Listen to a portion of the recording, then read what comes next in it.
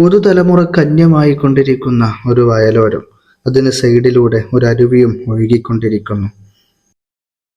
ഈ തനി നാടൻ കാഴ്ചകൾക്ക് ഇരട്ടി മധുരം നൽകി പണിത ഒരു മനോഹരമായ സൗധം 1904 പണി കഴിപ്പിച്ച മലപ്പുറം ജില്ലയിലെ ഒരു സ്രാമ്പി അഥവാ നിസ്കാരപ്പള്ളി.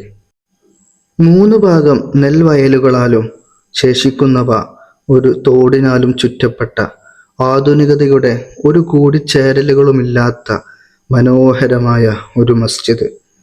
കണ്ണുനീർ പോലെ ഒഴുകിക്കൊണ്ടിരിക്കുന്ന ഈ അരുവി ഈ കാഴ്ചകൾക്ക് സുന്ദരത ഏറ്റുകയാണ്. ന്യൂജൻ കടന്നുകയറ്റങ്ങളൊന്നുമില്ലാതെ ഏറ്റവും മനോഹരമായി ഇന്നും ഈ പള്ളി കൊണ്ടു നടക്കുന്ന നാട്ടുകാർക്കിരിക്കട്ടെ ബിഗ് സല്യൂട്ട്.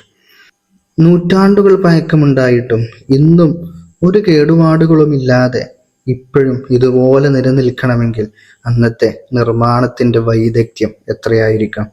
അതല്ലെങ്കിലും ആദ്യ കാലഘട്ടങ്ങളിലെ എല്ലാ പള്ളികളും ഇങ്ങനെ തന്നെയാണ്, ഇപ്പോഴും നിലനിൽക്കുന്നുണ്ടാകും. പൊളിച്ചു മാറ്റിയവ മാത്രം നമുക്ക് ലഭ്യമല്ല, അല്ലാത്തതെല്ലാം ഇപ്പോഴും സുന്ദരമായിട്ട് തന്നെ നിലനിൽക്കുന്നുണ്ട്. ഉദാഹരണത്തിന് പൊന്നാനിയും അതുപോലെ തന്നെ കാസർഗോഡ് മാലിക് ദീനാർ പള്ളിയുമൊക്കെ ഇപ്പോഴും നിലനിൽക്കുന്നുണ്ടല്ലോ.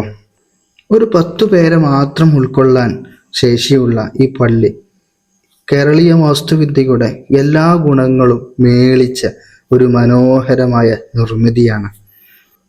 ആദ്യകാലങ്ങളിൽ പാടത്തു പണിയെടുത്തിരുന്ന നിഷ്കളങ്കരായ കർഷകർക്ക് സമയാസമയമെത്തുമ്പോൾ അള്ളാഹുവിലേക്ക് സുജൂദിൽ വീഴാൻ വേണ്ടിയിട്ട് പണി കഴിപ്പിച്ച സ്രാമ്പികൾ ഇന്നും മലപ്പുറം ജില്ലയിലെ പല ഭാഗങ്ങളിലായിട്ട് നിലനിൽക്കുന്നുണ്ട്.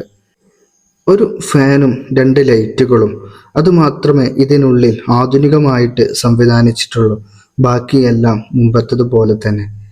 എത്രയോ തലമുറകൾ സുജൂദ് ചെയ്ത പള്ളി, കോടിക്കണക്കിന് നന്മകൾ സാക്ഷിയായിട്ടുണ്ടായിരിക്കാം. ഇവിടെ എനിക്ക് ഏറ്റവും ഇഷ്ടപ്പെട്ട ഇടം ഇതായിരുന്നു. ജില്ലയിലെ അങ്ങാടിപ്പുറം വളാഞ്ചേരി റൂട്ടിലെ പൂക്കാട്ടിരി എന്ന സ്ഥലത്താണ് പള്ളി സ്ഥിതി ചെയ്യുന്നത്.